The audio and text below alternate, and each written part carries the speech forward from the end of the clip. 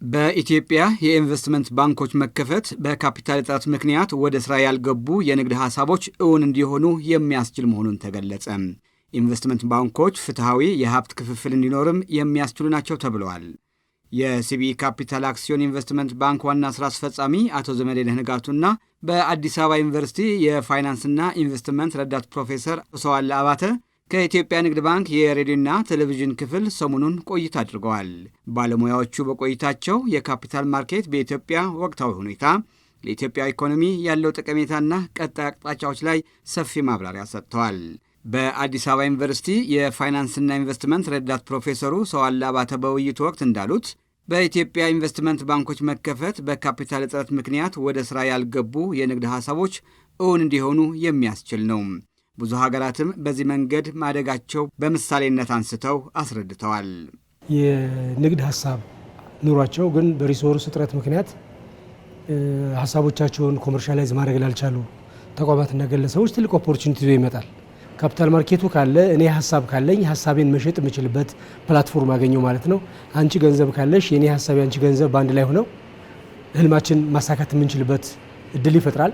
ያ ደግሞ አጠቃላይ ኢኮኖሚ ውስጥ የስራ እድል ከመፍጠር አንጻር፣ ካፒታል ከማሳደግ አንጻር ወይም ደግሞ ከማግኘት አንጻር ለቢዝነሶቹ ከፍተኛ እድል ይፈጥራል። በአጠቃላይ ኢኮኖሚው እንዲያድግ ሁሉን አቀፍ የሆነ እድገት ማስመዝገብ እንድንችል የራሱን የቻለ አስተዋጽኦ ያደርጋል።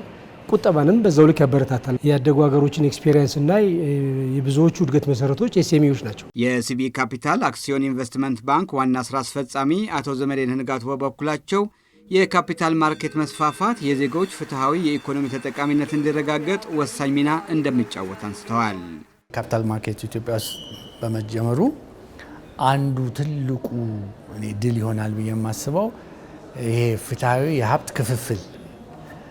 አሁን ኢትዮጵያ ውስጥ ብዙ ሀብት ክሬት እየተደረገ ነው አይደለም? የምናየው ነው። ኢኮኖሚው ዛሬ 20 ዓመት የነበረው ጂዲፒ ዛሬ የት እንደደረሰ አይተነዋል። ይሄ ሀብት ህዝቡ እኔም ተሳታፊ ነኝ ደርሶኛል እንዲል ማድረግ የምንችለው አንዱ ሜካኒዝም ካፒታል ማርኬት ነው። ለምሳሌ እኛውን ሲቢኢ ካፒታል በሚቀጥሉት 2 እና 3 ዓመታት ውስጥ ወደ 5 ሚሊዮን ድረስ የሚደርስ የኢንቨስትመንት አካውንት ለመክፈት ስትራቴጂ ይዘናል። 5 ሚሊዮን።